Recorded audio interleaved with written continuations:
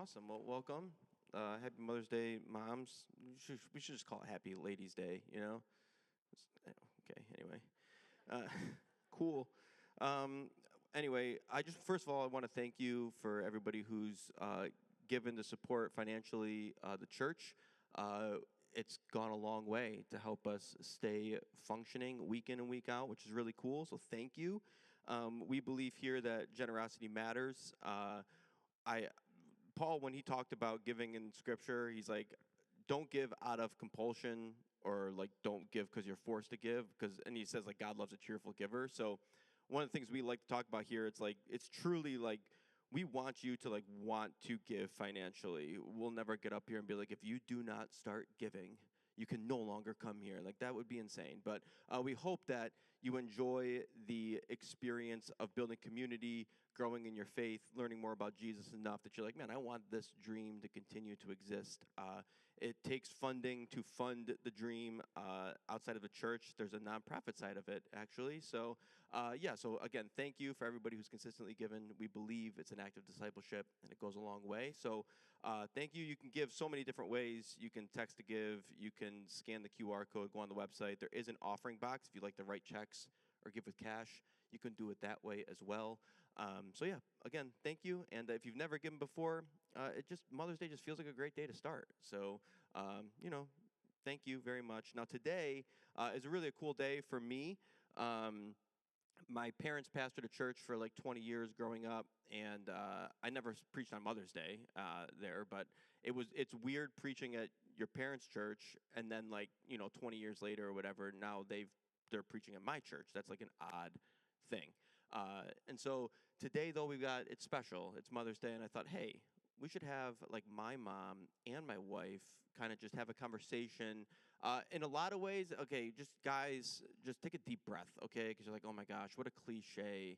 Like, we're going to talk about moms. No, I promise you, if you listen and you like hear the words that are being said, it will impact your life outside of the fact that like, oh, this is good for my wife to hear. No, it will help you just be a better human being and love Jesus more. And so my mom, her name is Joann. She's an incredible human being, one of my favorites, in fact.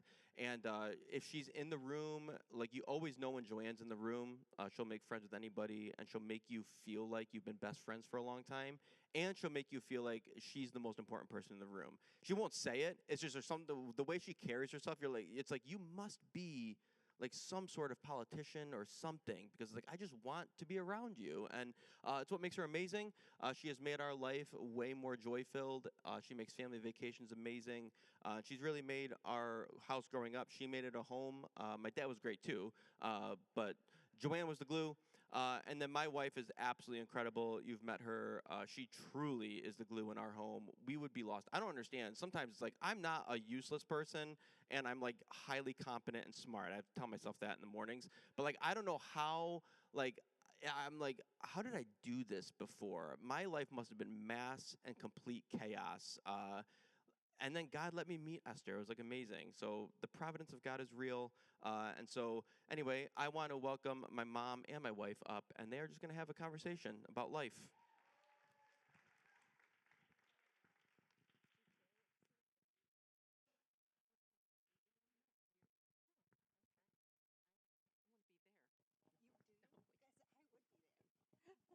Good morning. Good morning. That was a really nice intro that Josh just gave me. They don't tell you that, when they're teenagers. Just so in case you're wondering. Between 2 and 11, they're like the wonder years, and then they hit puberty, and it's not good. But then they're young men, and they love their mother again. It's beautiful. So yeah, I'm glad to be here. Thanks, Josh. Good job. Sorry, didn't mean to take over, Esther. Oh, you're fine. You're fine. I just want to first acknowledge that Mother's Day can be a very tricky day for some people. There's different avenues on becoming a mother, whether it's, natural birth or C-section, whether you're a foster mom or your adoptive mom, you're a stepmom, whether you are solo parenting. this. And then there's the intricacies of having a mother, whether your mother was present or not present, whether your mother has passed away or is just geographically different. And then there's mamas who are just like struggling, who don't have the relationship with their kids that they want to have. There are moms in this place who became moms this year. We've got little baby Theo and baby Olivia, and G's babies arriving this summer. And we have moms who have made really tough choices towards health. We have moms who are just being brave just by facing the day, whether they're feeling amazing or they're feeling like they're falling short. And so I just want to begin acknowledging that this day can be multi-layered for all of us. And we come from different backgrounds regarding our moms, and then they came from different backgrounds. And so we walk out our own stories, whether motherhood is a part of our own lives as women or not. So I just want to take a moment to acknowledge that in the room, there are so many different stories, and there's so many different avenues that we're thinking of. Wow, I think I'm like really cutting you guys off here. So that can be a lot, and so we all have different framework where we come from as being a mom. And I had always wanted to be a mom, and I remember being in the midst of toddlerness and Josh being like, yeah, but you've always dreamed of being a mom.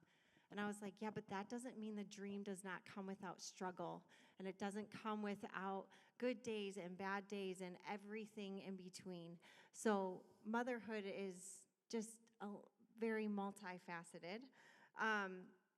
So just briefly, Joann, we met 15 years ago, which now feels like a really long time. And Joann, upon meeting me, handed me a pair of earrings, and because she's a gift giver, and I'm a processor. So I just stood there thinking, okay, I'm going to see her tomorrow. So what outfit do I need to wear tomorrow that is going to coordinate with these earrings so that she feels valued? And I'm grateful for these earrings, but I'm also trying to comprehend all of this at the same time, which was beautiful. And so a little bit about you. Joann had a book, 50 at 50, of little things that she has, little Joann things, like get a pedicure more often than you think you need one. Polish optional. If you urge to pay it forward, do it. You're not taking your money with you. Everyone needs someone nice. Everyone needs someone to be nice to them, so just do it. It's good too. Yeah, the Bible. Read the Proverbs in a language you can understand and apply them to your life. Disney World is magical. Stand in front of Cinderella's castle and get in touch with that child inside. There is nothing like it.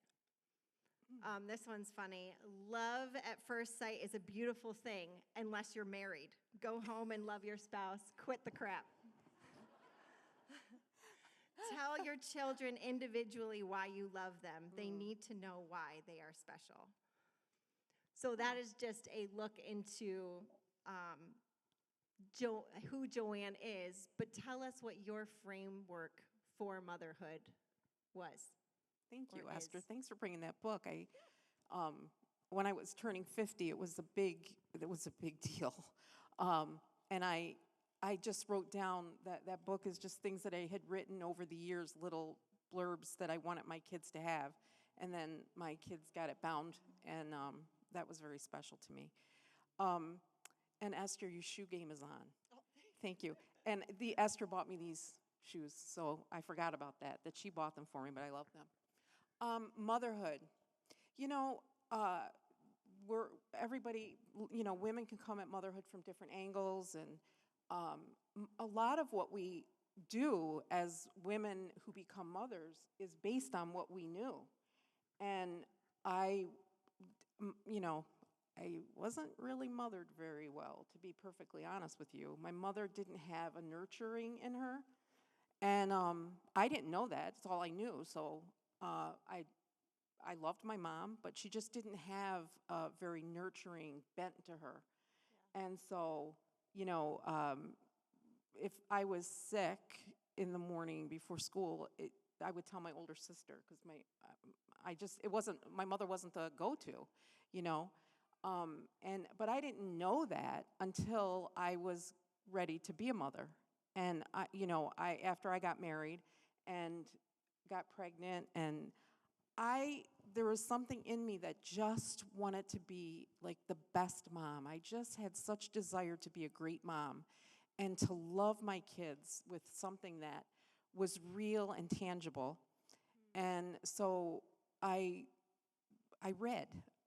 Because I didn't really feel like I had models. I mean, I probably did, but I didn't really know where to look for them. Well, until I met my mother-in-law. This woman she could mother everybody in this room right now, in an instant, and you would all love her. She was the most nurturing woman I've ever met.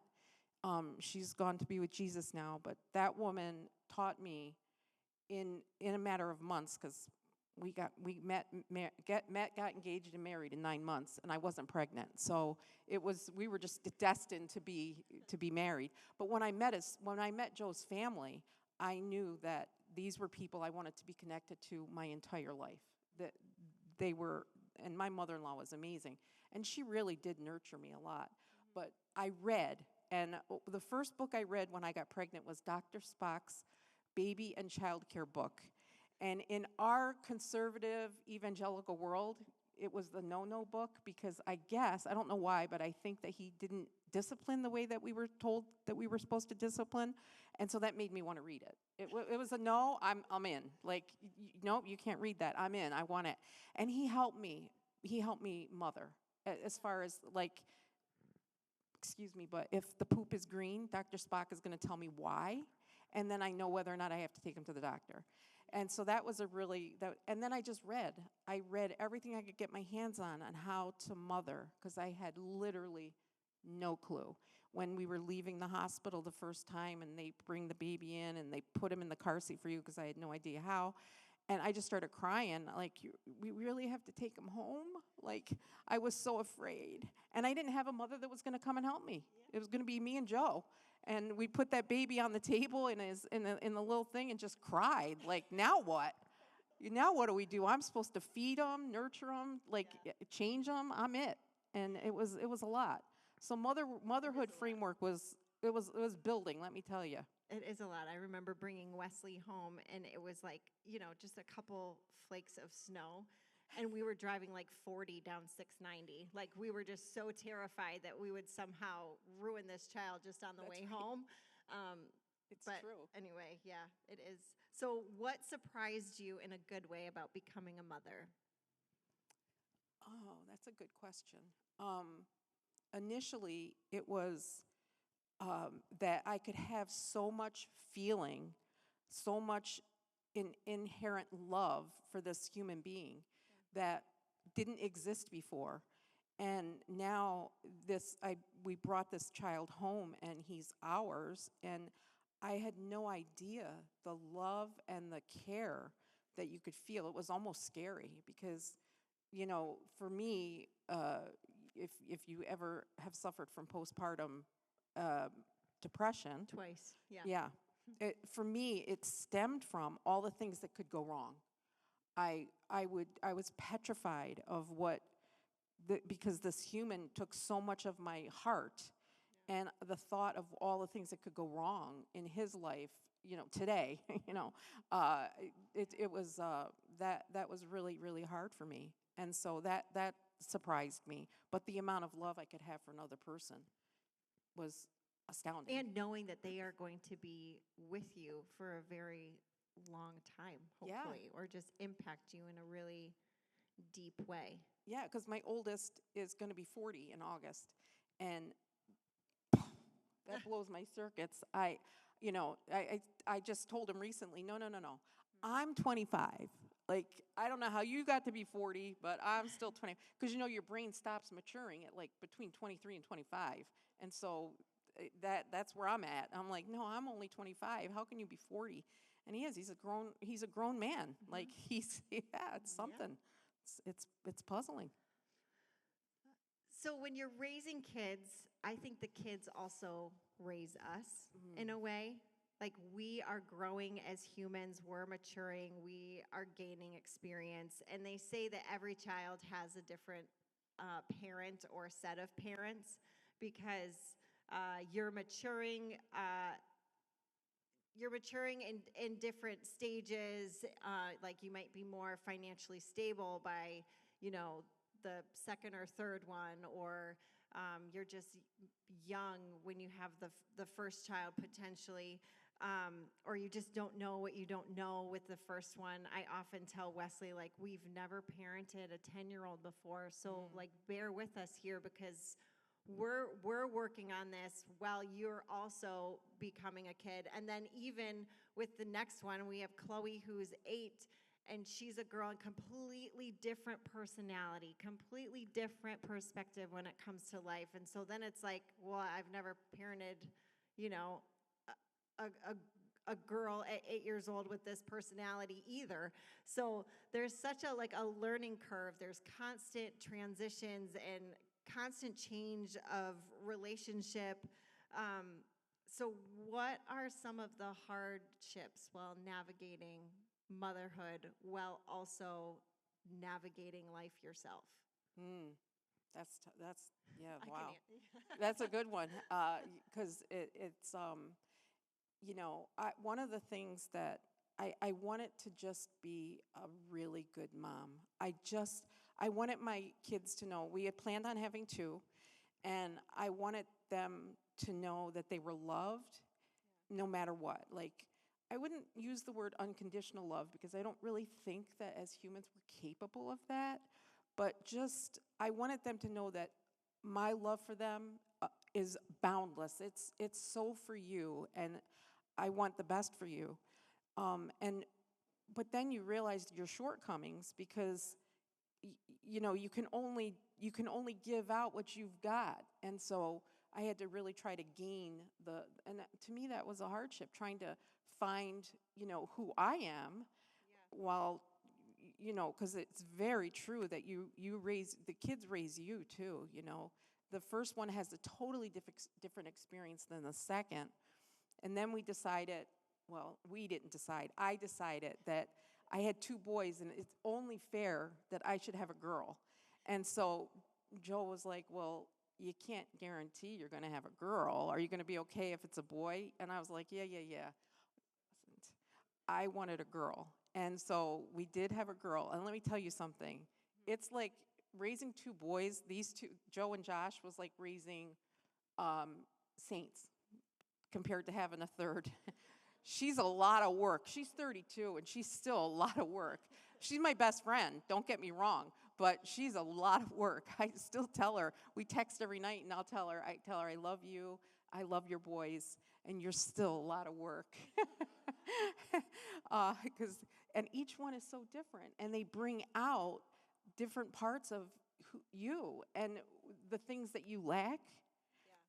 You kind of have to quickly find them. You have to find the things that help you to raise them so that they're good citizens and good humans. And so that to me was the hardest part.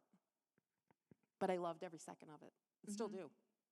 Well, as we grow with having kids, I heard Dr. Henry Cloud speak once. He's the author of Boundaries, if anybody knows that book. I have gained a lot of wisdom from his writing and his speaking. And he has 2 daughters, and his friends would remark like, oh, wait till your daughters are teenagers, like it's going to be treacherous. And he said that he learned that if he tied his boat to their boat, that they would get caught up in the waves of life. And so he learned not to be tethered to their teenage boat, but learn to be the dock that's true and steadfast. a place where his kids could always come back to. And then it ended up being years of fun for their family. And so I think when you have the long-term goal in mind of like, yes, I'm growing as a parent and as a human being, and my children are growing as a human being. We're all growing together, but how can I become the dock? And sometimes I think the dock can become corroded, or it needs to get sanded down with stain over top, or we need to make sure that our dock is firm and steadfast and true, so that the kids who are in these boats and in turbulent times have a place to come back to. And I have found that if I take care of, I guess, the dock of my life, then that also helps when I'm raising my kids. That's good. We pastored, as Josh said, for many, many years, the same church. And it's actually, my dad pastored the church as well when I was a kid, so I was raised in a pastor's home. And one of the things that it does when you grow up in a house of ministry is that there's a lot of people looking at you. There's a lot of people, we would have this is going way back into the 70s, but we would end up having church meetings over the things that me and my sister were doing that the church thought was wrong, and we would have to sit and listen to people, Let's say, not do that here. no, no. Because one thing I want to tell you, we've been in ministry for a long time. There's no difference between me and you. Zero. We're just people trying to listen to the voice of God, to do what we're supposed to do in our calling in our life, just like you're trying to do. And so it doesn't make us special in any way. We're really not special people. We have issues. I have struggled recently. Well, for a number of years, I've struggled with addiction issues. I didn't know I had addiction issues, but let me tell you something. I'm just like you. And when I have to go through it, I have to go through it just like you. And there's nothing special about it. I need a therapy.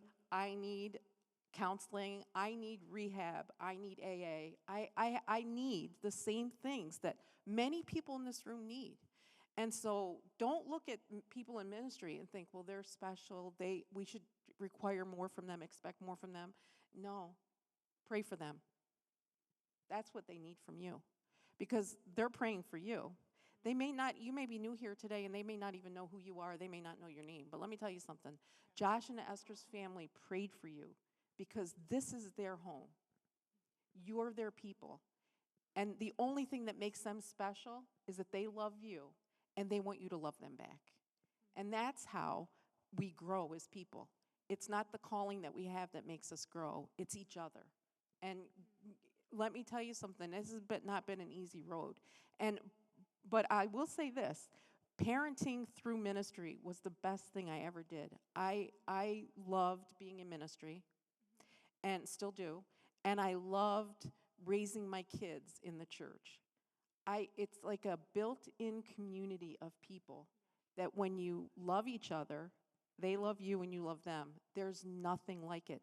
My closest friends are my friends from when my dad pastored. I have friends from 12 years old that are like they're brothers and sisters to me. One of my ex-boyfriends is my husband's best friend. Let's be real about it now, Small town. Yep, small town life, small church life. But who? But I know it sounds wild, but this is ministry. This is life. This is the way life works. And his children are like my children. We have deep love, and we vacation together through the years. Ministry is really a unique thing, and belonging to a church and being community, it will change your life when you dive in and join together and do the thing, be the family that we're supposed to be with each other. I was not nurtured by my mother, but let me tell you something. I had women in our church when we went to pastor, Marietta, she's no longer with us. She nurtured me like a mother. I am a better mother because of her influence in my life. And my kids honored her and loved her because she was a mother to me. And that's what church is. It's community. We join together around Jesus, and then we do life together. And when it's messy, we clean the mess up together. That's what this is about. I'm sorry, I got carried away there with motherhood. But that's what mothering is. It's you help nurture me. I'm going to help nurture you. And men, you love me and my kids, and I'm going to love you and your kids. And that's the beauty of church. That's what it's about. Yeah. Thanks for letting me share that. Oh, sure. Do you want to share this poster so board? there was another book, we found it up. We found this book because I was a big reader because I literally had no clue what I was doing. So I found this book at a thrift store called Teaching Your Children Values. And it was like a step-by-step on how to teach your kids to be honest. Like honesty was the first one. And so, and dinner was, we had dinner every day because my husband's family had dinner every day at 5 o'clock when the fire whistle blew. They knew they had to be home. It was dinner. His mom was a good cook. She was Italian. Gilda Consolata Salucci. That's Italian. He married Joann Kent. I can't even make box mac and cheese. It's really sad. So I told him, you are in for a life because I can't cook. And we know that's true. I remember you brought spaghetti pie to their first my first like Christmas Italian, Eve. Yeah. I made spaghetti pie because I thought it was nice. We I was all bringing mature and food. grow. There was one slice of that spaghetti pie taken, and I took it. Nobody in his family. They were good people, but they're foodies. They were not eating that. Anyways, I bought this book, Teaching Your Children Values. And so every night at dinner, after we ate, we would take a few minutes to talk about one of the values that we wanted to instill in our kids. And the other day, one of my really close friends found this in a basement where we lived in Lima, and I couldn't believe she found it this week. This is the Jansen Family Values Board. It's been through a lot. It's probably 35 years old. No, Joseph's 40. So it could be 30. It could be 30 years old. And so every week we would do, first of all, we came up with the Jansen Family Mission, which took us time. I just laughed so hard when I found this because we had to memorize it, and I couldn't remember it because I'm old now. But it says the Jansen family team will work to demonstrate God's love and principles. I have to read it a different way. Of his love to each person, his love and principles of his love, to see each person be the best that they can be. We will accomplish this in the following ways. Be a team, be loving, caring, sharing, helping, cooperating, and help each other be their best. I was like, we were just talking about this, and I was like, that's good. We came up with that. Don't ask me how, but we did. But then, so the first week in from this book was honesty, and then all week at dinner we would talk about the value of honesty and peaceability and being a self-starter. And I know they made fun of us when the boys went to bed at night. I know they said, our parents are a little cray-cray, and we probably were. But it was really. I treasured being a mother. And I still do. I mean, these three people and the partners that they've chosen and the grandchildren have given us is really what gives me life.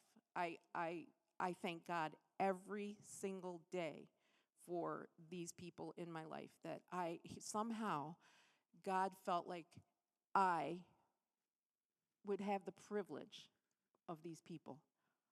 I still don't understand it. It amazes me, and I'm thankful every day. And the more grandchildren that they give me, the happier I am.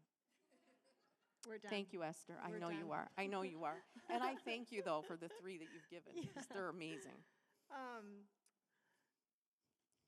Something that you said on our call the other day was that parenthood is the crossroads of how you respond to God. That when you become a parent, you begin to see, one, your own parents in a different way, knowing, oh, okay, they did the best that they could with what they had, with what they grew up with. And then becoming a parent and then realizing, like, really the steadfast love and the faithfulness of a God who cares so deeply for us as we are on this journey. And even when we are living like a dream that we may have had, there are things that pull us away from that. And so I did want to talk to you a little bit more about the things that can pull us away, because you have such passion when you have raised your kids, but then there's a part of us that can lose sight of building our own dock. Do you mean personally, like Yeah. for as a woman and as Just your journey, I yeah. guess. Yeah. Yeah, I when the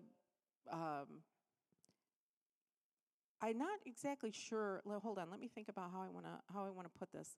Um, I a number of years ago, I got there was this teaching going around that it was in the church, grace, and a lot of the things that I was raised in a very Pentecostal, almost holiness type of thing. We didn't dance, we didn't drink, we didn't smoke.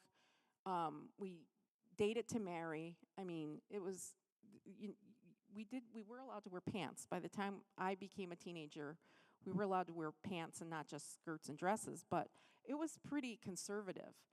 And so I never, until my parents divorced when I was 17, I had a little bout there of partying. It was pretty short, though, because I knew I had to catch myself, and I wanted to live a profitable, healthy life. And so that almost really, what's the word, short-circuited that. But got married at a very young age, as far as I'm concerned. I was 19. I think if you have teen at the end of your age, you're young to get married. But we're still married. We've been together 42 years. In March, we've been dating 42 years. So but it hasn't always been easy. I've made it as difficult as it can possibly be. I'm very high maintenance, and so, but I didn't know that. And then, so a number of years ago, I went to beauty school. I decided that it's something I always wanted to do, and it was awesome. Going to beauty school was just a dream come true for me. But one of the things that happened there is that in our salon we served alcohol, and I hadn't drank since I was 17 years old. So it. But I'm telling this story. I never tell this. I haven't told this in public before, so you're the first, except at my AA meetings. I drank alcohol, and I had a glass of wine when I was cleaning one night, and I thought, oh, see, I'm free. I'm free as a Christian. I can do this. It's not a sin, and it isn't. I can definitely go with that, but I can tell you something from my personal experience. There's no good that's going to come from it. Alcohol doesn't serve a purpose. I just want to be really clear with you. It doesn't serve a purpose that's going to be useful in life, unless it's cleaning a sore. You're out in the woods and the only thing you have is some alcohol to clean that you just got hurt. It doesn't serve a good purpose. But I'm one of the, if you put 10 people up here, one of us is going to be an alcoholic. I'm going to raise my hand because it was me.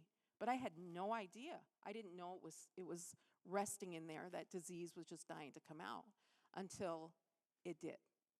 And let me tell you what alcoholism wants to do to you. It wants to destroy every aspect of your life. It wants to kill you. It wants to kill every relationship you have. It wants to destroy every single thing that brings you joy. And it almost happened to me. But here I am today, and I want to tell you something. There's hope for you. If you're in the midst of something that's got control of your life, there is hope for you. And it's the simplest way I can say it is to raise your hand. Just raise your hand and find somebody to say, I need help. Because there's help for you, there's hope for you, and there's joy for you at the end of that tunnel. And the tunnel can be really, really dark. But let me tell you something, there's hope for you. And so coming back to me was the best thing that I have done in the last 10 years, is coming back to find myself and say, what in the world was I thinking? Well, I wasn't thinking. It definitely thinks for you. And I say that I give credit to God, and I give credit to the people that God gave me, the humans that God gave me way back 40 years ago, and 42 years ago, 40 years ago. These people, these children that I birthed, loved me enough to say, we're with you, Mom. We're with you. And we're gonna walk this together. And they did.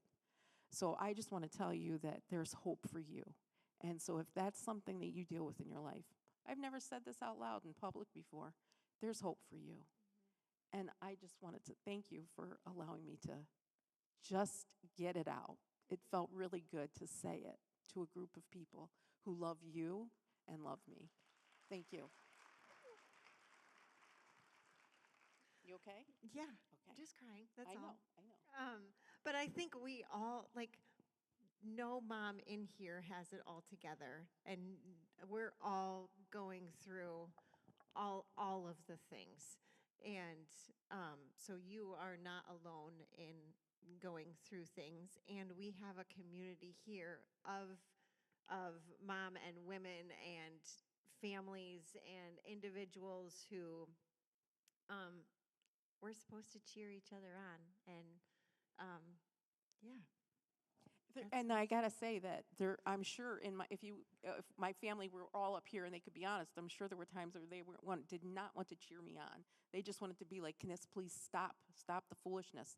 But I want to say that my family loves me, and they cheered me on, and they still cheer me on, and I cheer them on. And that's the beauty of family and community, safe places. Yeah. And that's what Thrive is, a safe place for us to say, here's what I'm dealing with. What about you?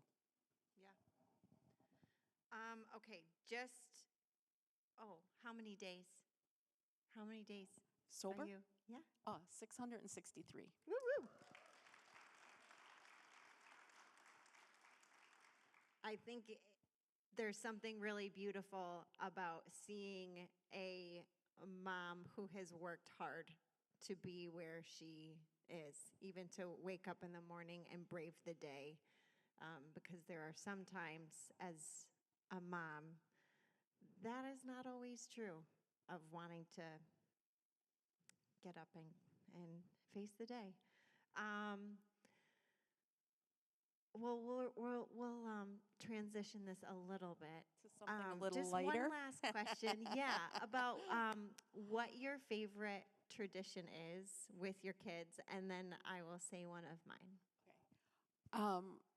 I think that my favorite tradition is family vacation. I do not like to play mini golf, but I love to play mini golf on family vacation. I don't play it. I'm like, oh no, you guys play. That's okay. But I love family vacations, and we've had them every year. They were a priority for us, and that's probably my favorite Isn't it tradition. just like it's not actually a vacation for the parents? Oh, it's absolutely just, not. It's just almost like a work trip from home and just Exactly. another location. Yeah, to make it more inconvenient. Yeah. Yeah. But the change of scenery is always Exactly. nice. And the pictures for memories are amazing, definitely. Yeah. One of my favorite traditions is when the kids have a birthday, we get donuts in the morning, and so we put a candle in the donut, and then no matter how their day goes from there, at least they have had like a really good memory to greet the day with.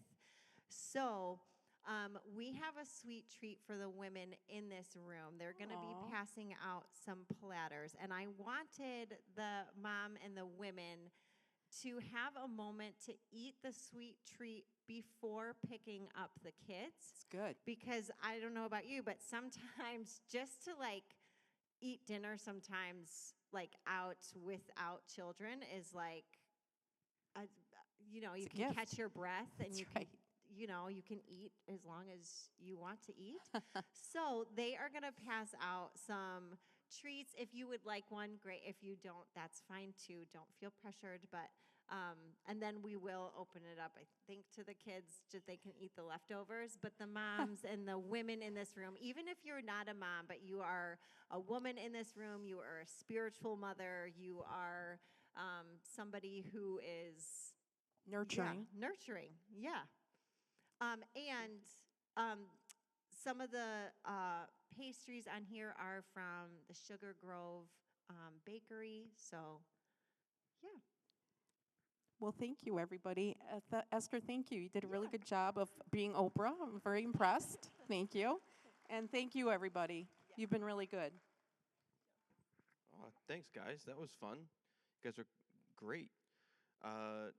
Yeah, I feel like for our family, it's actually really, if you've, I mean, it is true. Like 1 in 10 people do suffer from at least alcoholism, and to be able to be in our family, and my mom is like basically back to being mom is like a really cool gift for us. And here at this church, we just firmly believe that we should be a place that makes room for people to meet God, and so wherever you're at on the timeline and journey spiritually with God or with whatever you're struggling with, there is space for you to kind of navigate the things of God here. And so if you need help, we'd love to be able to help. If you need prayer, we'd love to be able to pray. There's people available to pray for you. And we want to be able to be a resource to help you find hope and healing. And so, moms, thanks for all the work that you do day in and day out. It wouldn't be the same on this earth without you for obvious reasons. So thank you. And everybody else, we hope that you enjoy your day. If you haven't texted or called your mom today, just do it. It'll make her feel really good. Especially if you FaceTime her, it'll blow her mind. So maybe do that. She won't even know what to do. And just spend some time talking to mom. It'll be great. So thank you. Thanks for coming. We'll see you again next week. Same time, same place. It's going to be a lot of fun. So enjoy the rest of your day, and we'll see you soon. Thanks.